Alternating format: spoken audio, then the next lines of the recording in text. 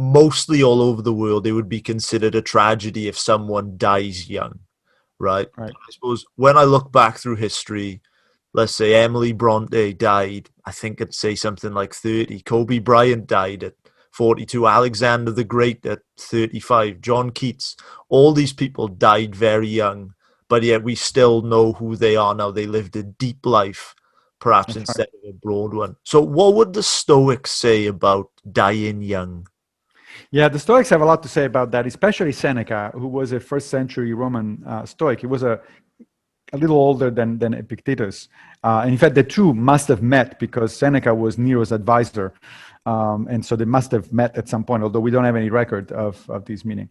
But Seneca writes a lot about that sort of stuff. So he says a couple of interesting things. He says, first of all, when people say that somebody's died before their time, they don't know what they're talking about because there's no such thing as dying before your time. You die when you die. That's it. Your death is the result of the universal web of cause and effect. And so what you mean is you die earlier than your statistical expectations.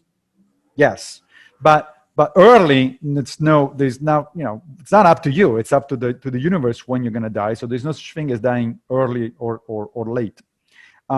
But then he says, and that's more pertinent to the question and the way you put it.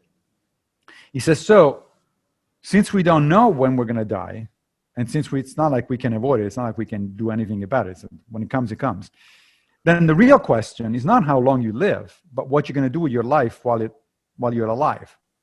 So the question is, now. He was talking about people that trying to prolong their lives as much as possible, and then they don't know what to do with themselves on a Sunday afternoon. It's like, what do you mean? Right? So we should be focusing not on extending life or worrying about when we're going to die, but rather about we are alive right here, right now. And that's the only thing that matters. Right? The past is gone. It's not under your control. You cannot change it. Whatever you've done in the past. So the Stoics, for instance, are very much not into regret. Regret, it's a waste of time as far as the Stoics are concerned. That doesn't mean that you shouldn't learn from your experiences in the past, right? You should definitely do that. You should definitely reflect on your experiences and learn. But regretting and say, oh, I wish I'd done, well, you wish, it doesn't matter what you wish because you've done what you've done.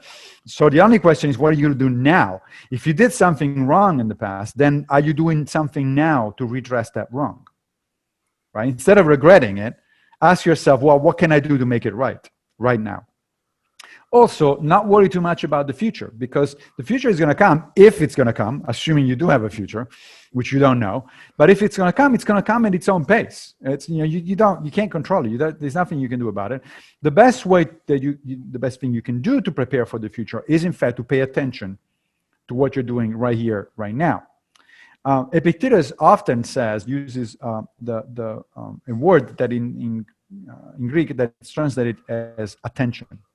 And the reason for that is because he says nothing was ever improved by not paying attention to it. Right? So imagine, he uses this analogy. He says, and this is also in Seneca. He says, so imagine you're the captain of a ship, you're piloting a ship. What do you think is going to happen if you don't pay attention?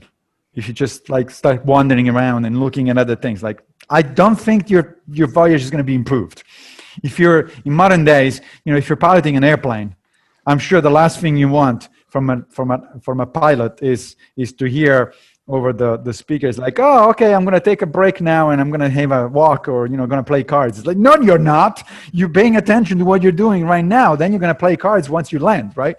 There's a proper time for playing cards. That's not the time when you're piloting a plane. So that's the notion. We should do things by paying attention right here, right now, because that's where your agency lies. You're effective now. And so you should be asking yourself, is this a really good, way to spend your time? Is it meaningful?